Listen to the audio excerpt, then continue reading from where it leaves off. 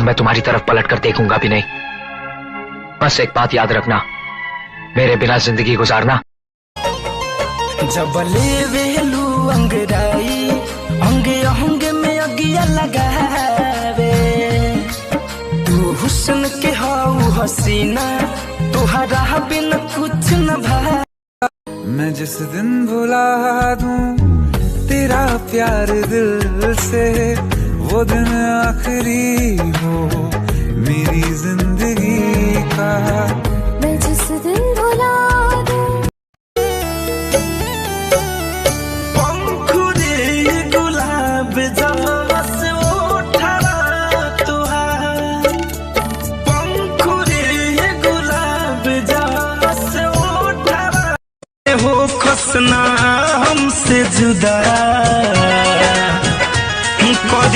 जी जोड़ी बाना द खुदा, जान सपनों में हो खसना हमसे जुदा, न तो पड़ी असर तबियत पर, एक लोकल बचांद हो बगल वाली छत पर, हो एक लोकल बचांद हो बगल वाली।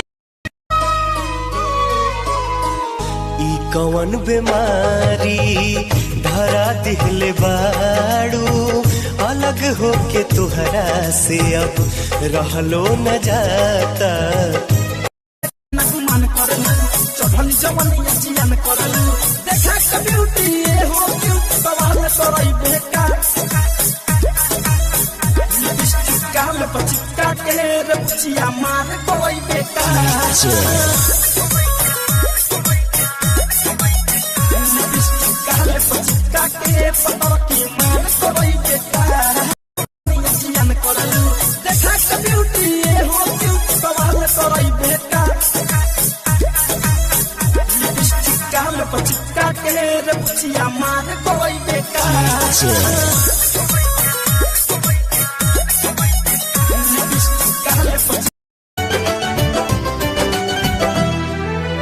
तुमसे कितना प्यार करीले तुमके ना अंदाज बा,